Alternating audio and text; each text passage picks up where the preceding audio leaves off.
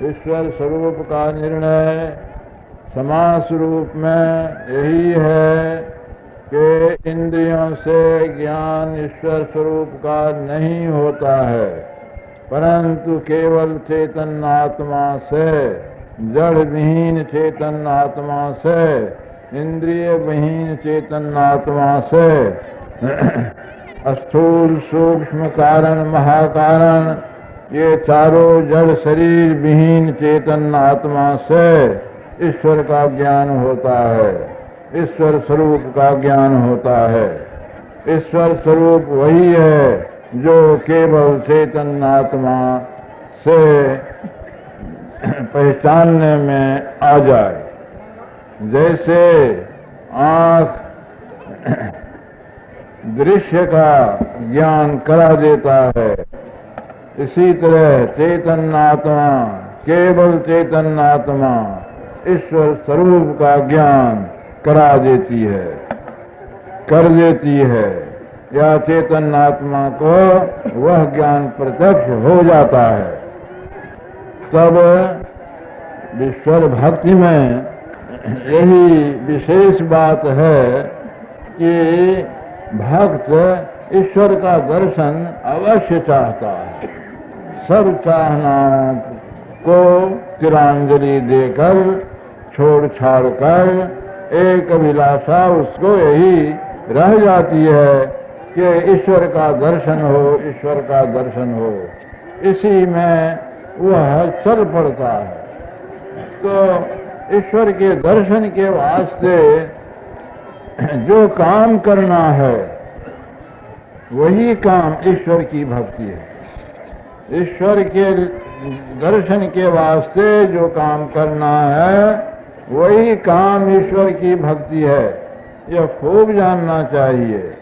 तो ईश्वर की भक्ति के लिए ईश्वर स्वरूप का ज्ञान अवश्य होना चाहिए। तो पहला काम यही है कि ज्ञान प्राप्त करो। केवल सांसारिक ज्ञान नहीं, केवल सांसारिक ज्ञान नहीं, बल्कि सांसारिक ज्ञान के सहित आध्यात्म ज्ञान प्राप्त करो। आध्यात्म ज्ञान प्राप्त किए बिना ईश्वर स्वरूप का निर्णय नहीं होता है और तब ईश्वर स्वरूप की ओर नहीं लगा जा सकता है। जबकि यह कहा जाता है कि ईश्वर स्वरूप इंद्रियों के ज्ञान से बाहर है, तो इसका अर्थ ही हो जाता है कि ईश्वर स्वरूप अव्यक्त है, बेजाहिर है, अप्रगट है। यह ठीक ही है कि ईश्वर स्वरूप अव्यक्त है। तो अव्यक्त में अपने को लगाना नहीं हो सकता है, ऐसा लोग बहुत कहते हैं, या बहुत लोग ऐसा कहते हैं। कम लोग हैं जिस मर्म को जानते हैं और कहते हैं कि इस जो अव्यक्त है उसमें भी अपने मन को लगाया जा सकता है। किस तरह? सवाल यही होगा, किस अभिषेक ने राज सिंहासन पर बैठाकर तिलक कर देना यह आवश्यक था। राजा युधिष्ठिर बहुत रोता था, बहुत पछताता था कि युद्ध करके हमने बड़ा बुरा किया, बड़ा पाप कमाया। हमने अपने बूढ़े पुराने सबको मरवा दिया, मार दिया, और हमारे लड़के भतीजे जो कोई थे ये सब भी उसी युद्ध में मारे गए। हम तो दोनों भाई भाई थे, भाई भाई में लड़कर यह दशा हो गई। हम ठूठ हो गए। अब हम क्या राज्य करें? जंगल जाकर तब करना अच्छा है। व्यासदेव ने बहुत समझाया, भगवान कृष्ण ने बहुत समझाया, करे क्या शोक करते हो, राज्य करो, शोक दूर हो जाएगा। तुम क्षत्रिय होकर जो कर्म कर्तव्य है वही कर्म किए हो, दूसरा कुछ नहीं किए हो, तुम पाप पाप क्या बकते हो। उनको बोध नहीं होता था। तब व्यास ओर लगाकर इससे काम कराया जाए तो इसका शोक छूटते छूटते छूट जाएगा। तो व्यासदेव जी ने कहा कि क्या तो युधिष्ठिर शोक करता है, अरे कुछ कर्म कर। कहा कि महाराज क्या कर्म? कहा कि अश्वमेध यज्ञ कर। अश्वमेध यज्ञ कर ही बहुत बड़ा नाम आप कहते हैं, आप स्वयं जानते हैं कि अश्वमेध यज्ञ में कितना धन लगता है। हमारे पास धन कहाँ है? हस्तिनापुर में जो धन था, जो दुर्योधन ने इसी युद्ध में सब समाप्त कर दिया। दुर्योधन के अधीनस्थ जितने राजे लोग थे उनका भी धन ले लेके खर्च कर दिया।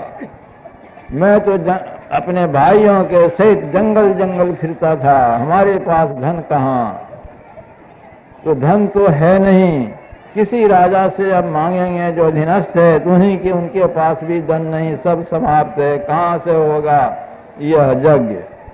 कहा कि तू नहीं जानता है। व्यासदेव ने कहा कि तू नहीं जानता है, ये मेरा अनगढ़ंत इतिहास नहीं है, महाभारत में पढ़ के देखिए। कहा कि तू नहीं जानता है, जैसे कोई ईश्वर का स्वरूप अव्यक्त है, धन था लेकिन युधिष्ठिर के लिए अव्यक्त था। कहा कि तू नहीं जानता है, ऐसा अर्थात तेरे वास्ते अव्यक्त धन है। कहाँ धन है महाराज? धन है पहाड़ में। वहां कहाँ से आया धन? वहां धन आया राजा मरुत ने युद्ध ये यज्ञ किया था, इतना धन जमा हुआ था और इतना धन दान किया जो ले जाने वाले ले न सके, ले जा नहीं सके। वो सब धन, बहुत धन पहाड़ में गड़ा हुआ। तू नहीं जानता है, मैं जानता हूं। तो युधिष्ठिर ने कहा कि पहाड़ जंगल, मैं तो नहीं जानता हूं पहाड़ और जंगल में कहाँ धन है। तू नहीं जानता है, मैं जानता हूं। उस धन को जानता हूं, जहां धन का है सो जानता हूं, और जिस रास्ते से जिस अनुष्ठान को करते करते उस धन तक जाना चाहिए, उस धन तक की सब बातें मैं जानता हूं। तो युधिष्ठिर का ख्याल कुछ बट गया। उन्होंने कहा तो महाराज बतलाइए। तो बतला दिया, स्थान बतला दिया, रास्ता बता दिया, अनुष्ठान बतला दिया, लेकिन वह धन युधिष्ठिर के लिए अव्यक्त था, ये मत भूलिएगा। बिल्कुल अव्यक्त था, न वह स्थान वह जानता था, न वह रास्ता जानता था, न उसके लिए अनुष्ठान जानता था, ये सब कुछ नहीं जानता था। वह धन उसके लिए अव्यक्त था। व्यासदेव ने कहा कि तू नहीं जानता है, मैं जानता हूं। मेरे बताए हुए मार्ग से जा, जैसा अनुष्ठान बतलाता हूं वैसा अनुष्ठान कर, और वो धन तो पावेगा और उसमें जब खूब हो जाएगा। तो युधिष्ठिर उस रास्ते से, बतलाए हुए रास्ते से गए, अनुष्ठान करते करते गए। वहां भी जाके जो अनुष्ठान करना चाहिए सो किए, और वहां कुड़वा कर धन को निकाला। एक यह बात कि वहां कुड़वा भी दिया। पहाड़ में पत्थर और मिट्टी के नीचे वो धन गड़ गया था। राजा मरुत बहुत दिन हुआ था, युधिष्ठिर उनके पीछे बहुत पीछे हुए थे। धन पड़ा पड़ा पड़ा पड़ा, वह पत्थर और मिट्टी से बिल्कुल ढक गया था। उसको कोड़कर अपार धन निकाल दिया और ला करके जगह कर लिया। और व्यासदेव जी का ख्याल ठीक हुआ, उनका ख्याल बट गया, शोक उनका दूर हो गया। और जब तक राज करना उनको प्रारब्ध में था, प्रारब्ध में भर राज भोग कर वह इस संसार को छोड़कर चले गए। ये कथा महाभारत में है। तो अव्यक्त में मन कैसे लगाया जाता है? अव्यक्त में मन ऐसे लगाया जाता है। धन युधिष्ठिर के लिए अव्यक्त था, वो नहीं जानते थे कितना लाख करोड़, कितना मन सोना वहां है, कितना हीरा है, कितना क्या है, वो कुछ नहीं जानते थे। उसके रूप रेखा को कुछ नहीं जानते थे। लेकिन व्यासदेव झूठ बात कहेंगे, झूठी बात व्यासदेव कह देंगे, इसका उनको विश्वास नहीं था कि वह झूठी बात कहेंगे। व्यासदेव जो कहेंगे सो सत्य ही सत्य कहेंगे, वह सत्य बोलते हैं। तो उनके बताए मार्ग से जाकर धन को प्राप्त किया। इसी तरह से प्रेमी जनों, हम लोग नहीं जानते हैं, संत जानते हैं, जिन्होंने अपनी वाणी में, वचन में कह दिया है, समझा दिया है कि अव्यक्त ईश्वर स्वरूप जो अव्यक्त है, उस अव्यक्त को तुम व्यक्त कर सकते हो। विश्वास करो, इसी को श्रद्धा कहते हैं। श्रद्धा बिना धर्म नहीं होई, बिनु मई गंध की पावई कोई। जब तक धर्म ग्रंथों में, अर्थात सद्ग्रंथों में और संतों में विश्वास नहीं किया जाए, तब तक हरगिज हरगिज नहीं कोई धर्म जान सकता है, न धर्म की कमाई कर सकता है।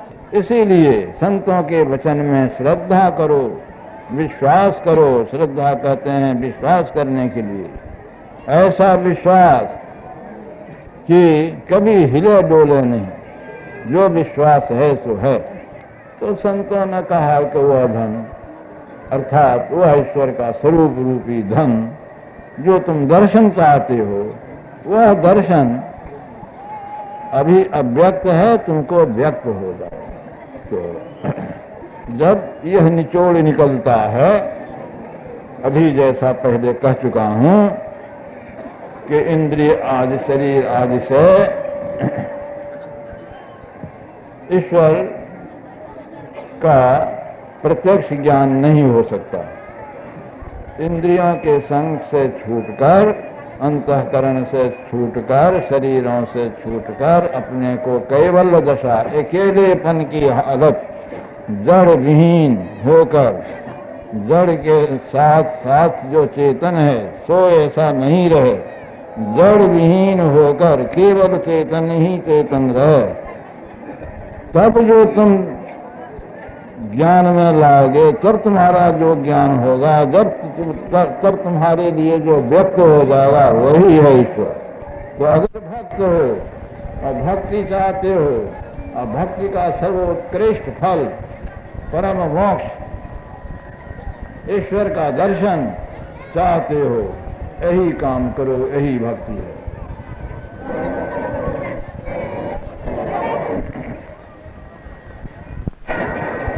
सुनकर बहुत कठिन मालूम होता है, बहुत बड़ा काम मालूम होता है।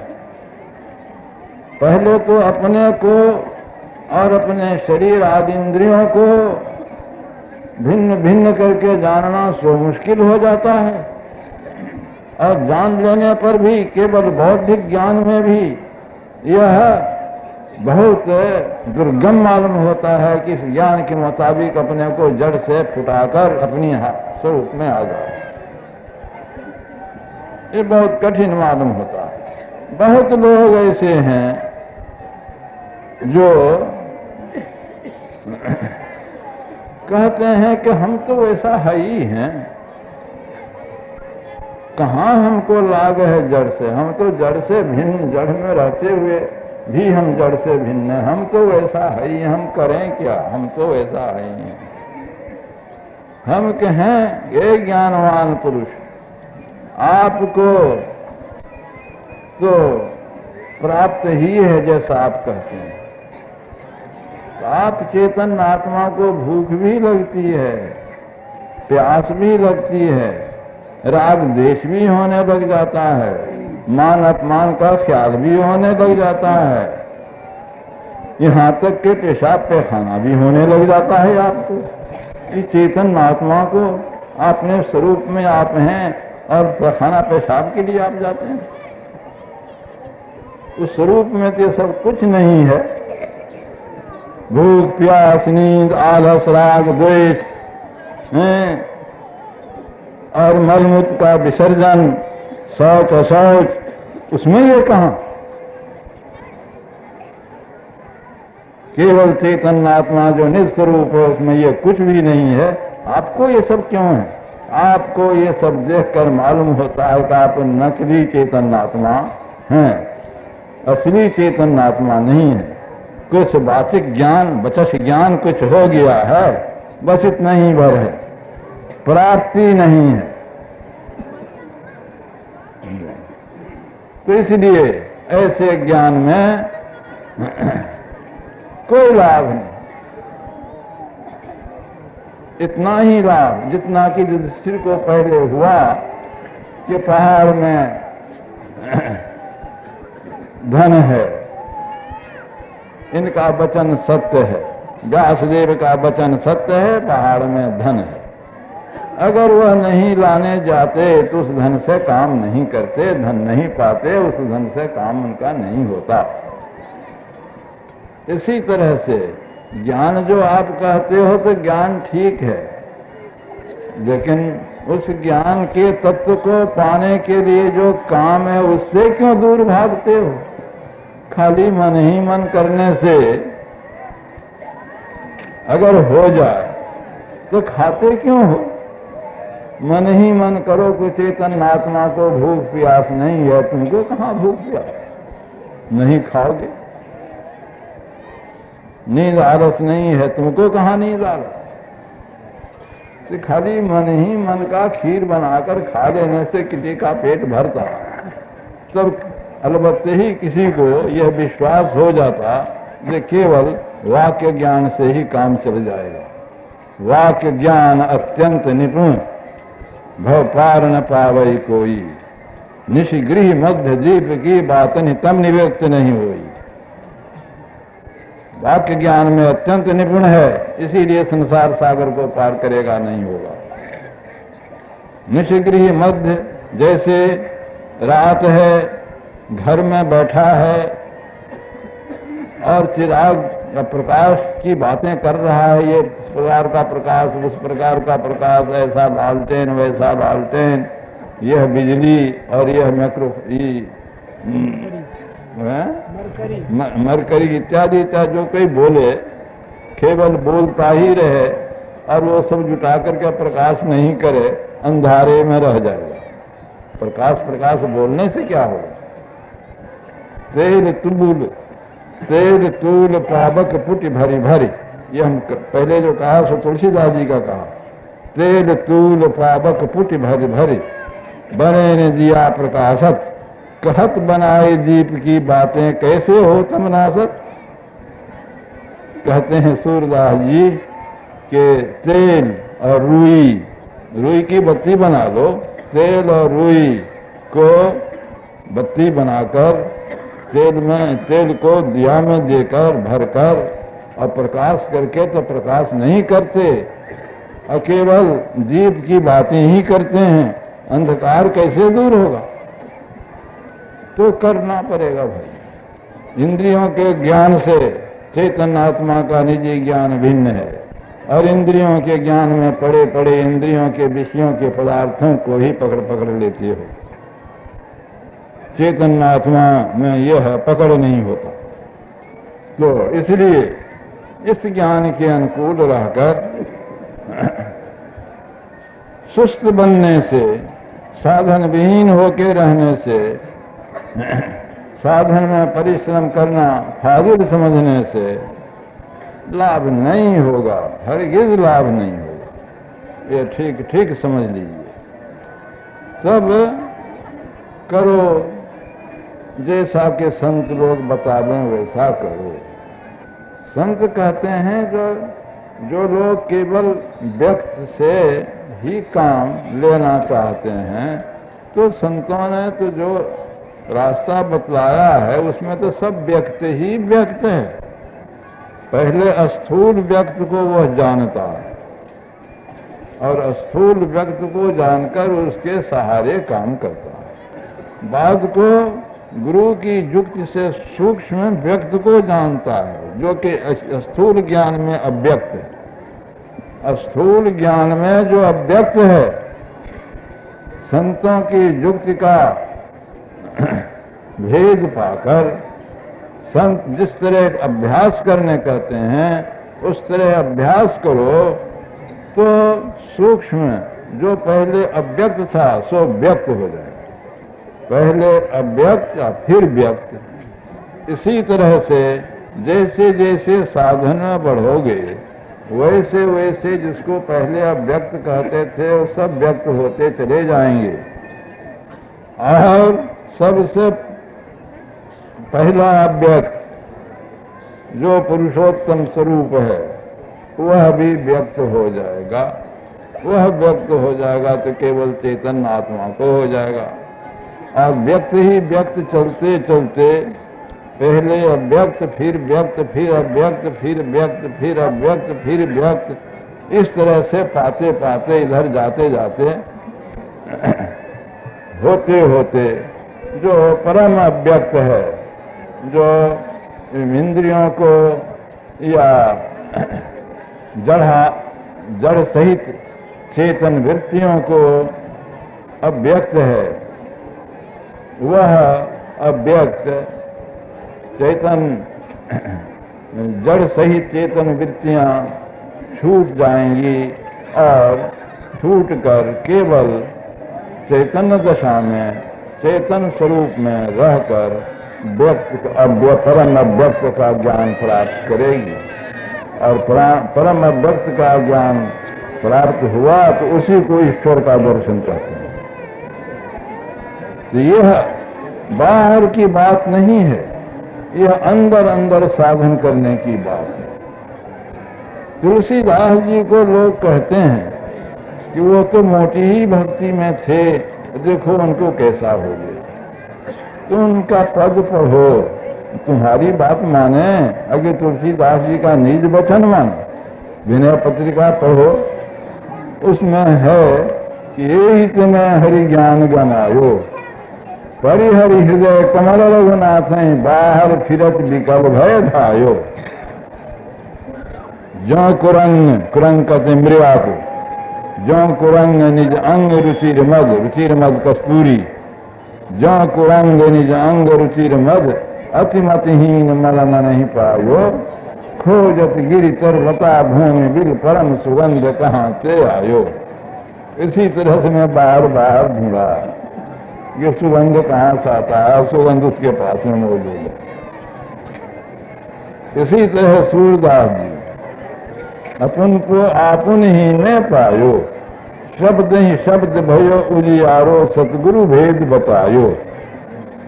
ज्यों कुरंग नाभि कस्तूरी ढूंढत फिरत भुलायो, फिर चेत्यो जब चेतन होकर आपुन ही तन छायो। राजकुमार कंठे मणिभूषण भ्रम भयो कहो गणायो, दियो बताई और सतजन का, तब ये गुरु का काम हुआ। दियो बताए और सतजन तब तन को पाप न सायो।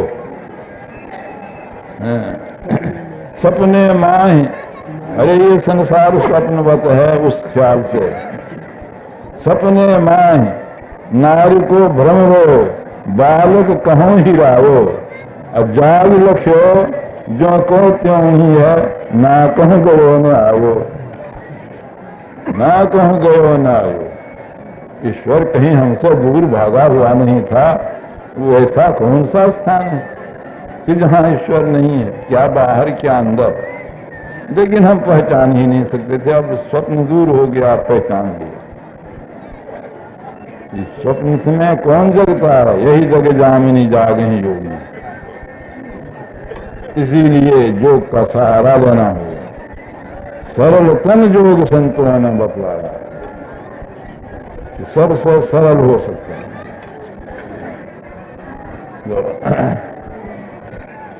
इसलिए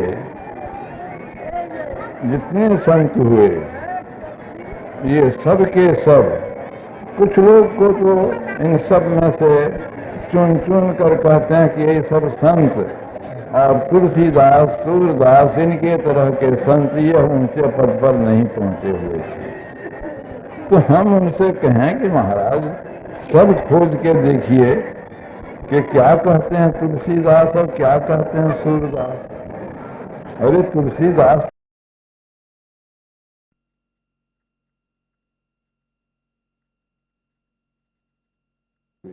निर्गुण तक पहुंच जाने की बात जो कहे सो अल्प कहे, इसीलिए वह केवल कवि थे। कोई कहेंगे कोई केवल वो कवि थे, कहें के अनुसार तो भक्त कवि थे, बस इतनी ही बात। लेकिन कबीर साहब की बराबरी में नहीं थे, ये बहुत गलती बात, बराबर। और कोई कहे कि कबीर साहब तो केवल निर्गुण ही निर्गुण करते चले गए, सगुण को कोई दर्जा नहीं दिया। अरे गुरु सगुण है कि निर्गुण है? तुलसीदास भी कहें कि गुरु को ईश्वर की तरह मानो, ईश्वर गुरु ईश्वर ही है ऐसा ख्याल में रखो। और रामकृष्ण को भी जो ईश्वर कहकर नहीं मानते हैं तो उनका कोई कुछ कर सकता है? इसी तरह से गुरु को ईश्वर कहकर नहीं मानने वाले को उनका कौन क्या करेगा? जब लोग रामकृष्ण को भी ईश्वर कहकर के मानते हैं तो भी रामकृष्ण ईश्वर हैं। इसी तरह से जब लोग गुरु को ईश्वर के तुल्य मानते हैं तो गुरु ईश्वर तुल्य हैं। लेकिन सारा संसार क्या है सो देखो, सारा संसार में गुरु का जो प्रभाव है, क्रिश्चियन बनो तब भी गुरु, और महान इस्लामी बनो, मुसलमान बनो, इस्लाम धर्म में जाओ तब भी गुरु। और जितने आस्तिक मत में हैं, ईश्वर के मानने वाले मत में, मोक्ष स्वर्ग नरक इत्यादि के विश्वास वाले मत में, सब में गुरु। और इसमें देखो कि वैष्णव बनो तब भी गुरु, शाक्त बनो तब भी गुरु, शैव बनो तब भी गुरु, सौर बनो तब भी गुरु, गाणपत्य बनो तब भी गुरु। जितने भी संप्रदाय हैं कौन में गुरु विहीन, ईश्वर मानने वाला संप्रदाय में कौन में गुरु विहीन? और ये भी ख्याल करके देखो कि जो ईश्वर को नहीं माने उनको भी गुरु से सीखना, किसी से सीखना। मतलब यह है कि ईश्वर के नहीं मानने वाले जिनको नास्तिक कहना चाहिए उनको भी गुरु। आस्तिक नास्तिक कोई संप्रदाय वाले हो, बिना गुरु के कोई नहीं। जब से लोग गुरु की प्रतिष्ठा को कम ख्याल में देखा तब से बहुत बदलाए। आज इसी किसी को गुरु किया, कितने ने तो गुरु को छोड़ ही दिया, खोज वही नहीं किया, विश्वास कर लिया कि हम पड़ गए इतना दूर तक और हमको क्या जानना है, हमको गुरु की जरूरत नहीं। और जब आ रहे जुक्ति की बात तो खाली पढ़ते पढ़ते किताबों में भी पढ़ गए तभी जुक्ति नहीं आती। यह है गुरु सगुण है, निर्गुण नहीं है। मूल ध्यान गुरु रूप है, गुरु की मूरत मन में ही ध्यान, गुरु के शब्द मंत्र मन मान। तो मूल ध्यान गुरु रूप है, मूल पूजा गुरु पांव, मूल नाम गुरु वचन है, मूल सत्य सत भाव। ये कबीर सा गुरु की मूरत मन में ध्यान, गुरु के शब्द मंत्र मन मान, गुरु के चरण हृदय लय धारो, गुरु पार वन सदा नमस्कारो, मत कोई भरम विलय संसार, बिन गुरु कोई नूतर सिपार, इत्यादि इत्यादि लंबा शब्द है गुरु नानक देव का। ये सब कैसे बिल्कुल निर्गुणीय रह गए? ये भी को सगुण। अरे जप करना भी सगुण, सगुण उपासना, प्रार्थना करनी भी सगुण उपासना। निर्गुण उपासना में आचार्य विनोबा भावे जी का कहना कि बिल्कुल चुप होकर बैठो, बिल्कुल चुप, निर्गुण उपासना होगी। तो ठीक ही बात है, तो बिल्कुल चुप होना तो बहुत दूर में है, अवश्य ही बिल्कुल चुप हो जाता है। तो जितने संत हुए किसी न किसी तरह से वह सगुण उपासना करके ही निर्गुण की ओर बढ़े और उसकी युक्ति जानकर साधन करके निर्गुण तत्व को प्राप्त किया। इसीलिए कोई संत छोटे और कोई संत बड़े यह मानने योग्य नहीं। सूरदास जी शब्द ही शब्द भयो उजियारो, देखिए नादानुसंधान, शब्द ही शब्द भयो उजियारो, सतगुरु भेद बतायो। तुलसीदास जी बंदो राम नाम रघुवर के, हेत कृषान भानहीन करके, विधि हरि हरिमय वेद प्राण सो, अगुण अनुपम गुण निधान सो। राम नाम की वंदना करके कहते हैं कि राम नाम निर्गुण भी है और सगुण भी है। विधि हरि हरिमय वेद प्राण सो, अगुण सो कौन? राम नाम। राम नाम विधि हरि हरिमय है और वेद का प्राण है और अगुण है, अनुपम है और फिर गुण का भंडार है। तो निर्गुण भी है और सगुण भी है। तो निर्गुण बोलिए तो क्या बोलते हैं आप? कोई भी बोले। तमाम संसार के विश्वविद्यालयों का पाठ समाप्त कराओ आप, लेकिन निर्गुण बोलो। कहाँ से बोलते हैं? नाक से बोलते हैं कि मुंह से बोलते हैं? अरे ये सगुण यंत्र से निर्गुण बोल कैसे बोलोगे? मुंह, जिब्या इत्यादि और नाक, यह तो सगुण यंत्र हैं, इनसे भला तुम निर्गुण वाक्य बोलोगे? निर्गुण शब्द का उच्चारण कर सकोगे? नहीं, हरगिज नहीं। निर्गुण शब्द का उच्चारण कभी नहीं तुम्हारे मुंह से हो। अघोषम अव्यंजनम ना अमृतनाद उपनिषद। अघोषम अव्यंजनम असुरंच अताल कंठ ओष्टम अनाशकंच अरेख जातम भुजोस वर्जितम। इतना साफ कहा। वहां आवेगा निर्गुण शब्द। ये खाइए राम राम कहते हैं, मान लो के ही निर्गुण शब्द हो गए। तीन नाम लेटी भी ग्रांटेड से काम नहीं चलेगा, असली चाहिए। तो तुलसीदास भी निर्गुण शब्द जानते थे। वही नादानुसंधान है, वहीं तक नादानुसंधान पहुंचाकर उसको प्राप्त कराकर ईश्वर को प्राप्त कराता है। यही जानना चाहिए। तो ये संतों के बारे में कहा, देश काल के अनुसार लोग बोलते हैं, देश काल के अनुसार लोग उपदेश करते हैं, देश काल के अनुसार लोग कर्म करते हैं और देश काल के अनुसार होने से उनके बोलने का, कर्म करने का कोई कीमत नहीं होती। उस समय में जैसा था कबीर साहब ने उसी अनुकूल वचन कहा, कभी गुरु नानक देव ने उसी अनुसार वचन कहा। वैसे तुलसीदास जी के समय में जैसा था वैसा कहा उन्होंने, लेकिन कहा दोनों निर्गुण के लिए भी और सगुण के लिए। तो ईश्वर की भक्ति में सगुण का सहारा पहले लो, फिर निर्गुण का सहारा तो आवेगा, लेकिन उसके लिए भी अवश्य ही जतन जानना चाहिए, उसका साधन करना चाहिए। निर्गुण सगुण के सहारा के लिए लोग स्तुति पढ़ते हैं, उससे प्रार्थना करते हैं, मंत्र जप करते हैं और दृश्य को देखा है, रूप को देखा है, वैसे का व्यक्त रूप का ध्यान करते हैं, प्राणायाम करते हैं। प्राणायाम भी सगुण में, क्योंकि वायु निर्गुण नहीं है। प्राणायाम करते हैं। निर्गुण की उपासना कहाँ से करेंगे? उधर जाने के लिए तब वह प्राणायाम से भी बारीक काम, जिसमें प्राणायाम का कष्ट न हो और तप करके देह को नहीं जलाया जाए, सो ध्यान है। न जोगी जोग से ध्यावे, इसीलिए हमने भजन गवाया था कबीर साहब का।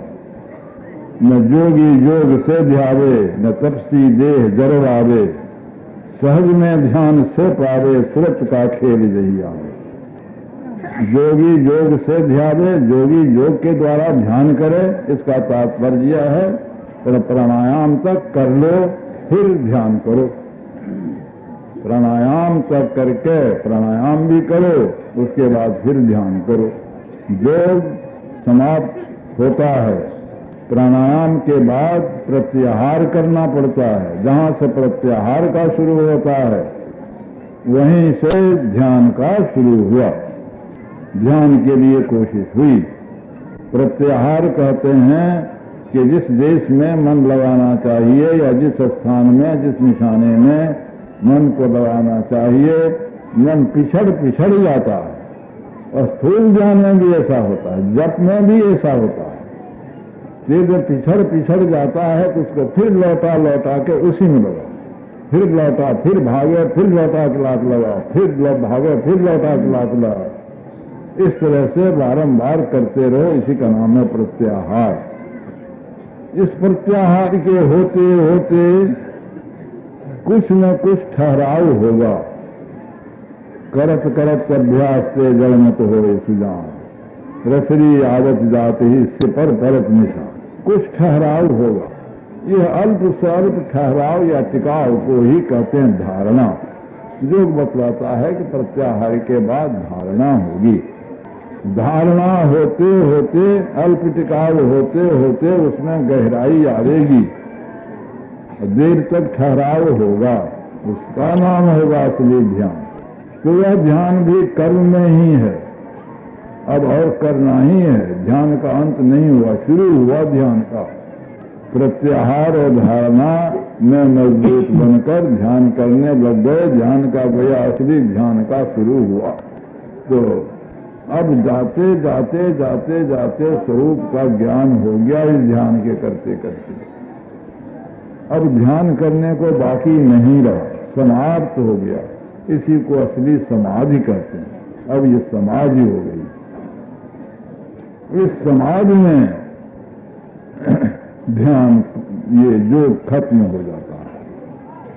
प्रत्याहार, धारणा, ध्यान और समाधि। जब तक समाधि नहीं हो तब तक योग का अंत नहीं हो।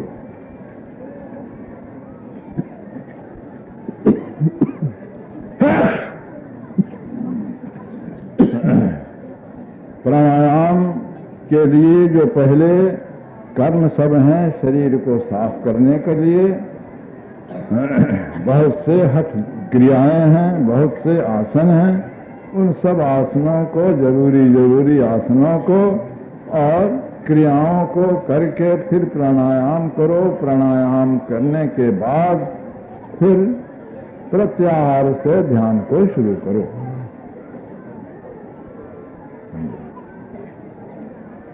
तो एक तो जोगी जोग से ध्यावे, ये बात हुई।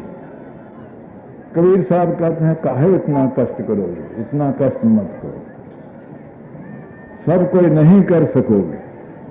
हम वो बताते हैं जो सब कोई कर सके। वह क्या है? केवल ध्यान करो। सहज में ध्यान से पावे, लेकिन उस ध्यान में क्या है? स्वत लगाने का खेल है।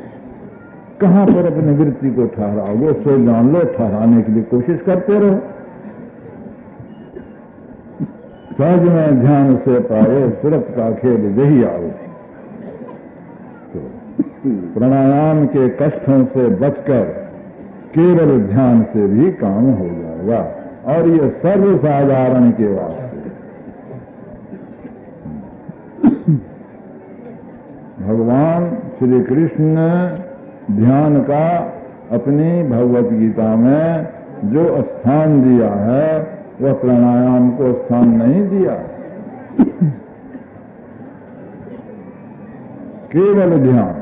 छठा अध्याय सोई। ऐसी जमीन पर बैठो, फलानी फलानी चीज आसन देके बैठो, शरीर को इस तरह रख के बैठो और ऐसे ध्यान करो। और वही जहां जहां मन भावे वहां से लौटा लौटा के लगाओ। प्रत्याहार करो, इसमें उकताओ मत। और होते होते उस दशा को पहुंचोगे जिस दिशा में वह शांति प्राप्त हो जाएगी जो शांति मुझ में विराजती है। पढ़ लीजिए। इस योग के शुरू करने वाले को उल्टा फल नहीं मिलता। और यह योग महाभय से बचाता है। उल्टा फल नहीं मिलता, महाभय से बचाता है। और इसका थोड़ा अभ्यास भी, अल्प आयास थोड़ा अभ्यास भी वही थोड़ा अभ्यास ही महाफल से, महाभय से बचाता है। हाँ, और इसके आरंभ का नाश नहीं होता। पहली बात यही, इसके आरंभ का नाश नहीं होता। इसका थोड़ा अभ्यास भी महाभय से बचाता है और उल्टा फल नहीं होता। योग का सीधा फल, असली फल है ईश्वर की प्राप्ति और मोक्ष। इसका उल्टा फल संसार में रहना, ईश्वर का ज्ञान नहीं होना, तो यह उल्टा फल नहीं होता। थोड़ा सा अभ्यास भी महाभय से बचाता है। महाभय क्या है? आप जितने मनुष्य हैं, ऊंचे पढ़े लिखे हुए लोग या कम पढ़े हुए लोग या कुछ नहीं पढ़े हुए लोग, गरीब अमीर, हुकूमत वाले नहीं हुकूमत वाले, किसी से कहा जाए कि आप इस देह को छोड़कर पक्षी होना पसंद करते हैं, घोड़ा होना पसंद करते हैं, ऊंट होना पसंद करते हैं, अरे गधा का नाम से तो आप मार रखिएगा। बैल होना पसंद करते हैं, तो नहीं, हमको तो आदमी है अच्छा। आदमी का देह छूटकर दूसरे जन्म में दूसरा कोई देह मिल जाए, आदमी की अतिरिक्त, मनुष्य देह की अतिरिक्त कोई देह मिले, ये महाभय, बहुत भय है। यही है महाभय। वहां लिखा तो नहीं है किसको महाभय कहते हैं, तो मैंने सोचा कि भाई महाभय क्या है। किसी टीकाकार ने इस पर ख्याल नहीं दिया। महाभय क्या है? यही है महाभय। हाथी बनिएगा तब भी दिवस,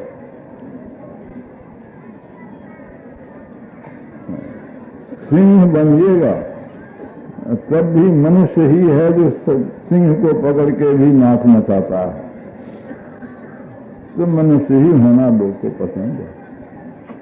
यही है महाभय। इसका अल्प अभ्यास भी, थोड़ा सा अभ्यास भी करेगा कोई, तो इसमें मनुष्य देह अवश्य हो जाएगा। और बुरा बुरा काम करे, जो भ्रष्ट हो जाए, कुकर्म करने लग जाए, तो उसका भी फल पावेगा, लेकिन वह फल नहीं पावेगा कि आदमी के देह से नीचे गिरे। वो यह फल पावेगा कि मनुष्य में भी तरह तरह के मनुष्य होते हैं, ऊंच नीच, ऊंची बुद्धि वाले, नीची बुद्धि वाले, बहुत नीची बुद्धि वाले, मैले कुचैले, साफ सुथरे, बहुत तरह के ऊंच नीच ये मनुष्य होते हैं। तो आप मैले कुचैले मनुष्य के हाजे में पड़ जाइए कुकर्म करेंगे तो, लेकिन वह संस्कार फिर उसमें जगेगा। वह संस्कार जगा रविदास में, तो रविदास पूजने योग्य हो गए। वह संस्कार जगा कितने नीचे चले गए, बाप भी उनको फुटाइए दिए। हुए तो स्कूल में जरूर, लेकिन इनकी वृत्ति दूसरी और इनके बाप की वृत्ति दूसरी। पहले का संस्कार इनका था, अलग कर दिया। बड़ा गरीब, बहुत गरीब, छप्पर टूट गया, छापने का त्याग नहीं। तो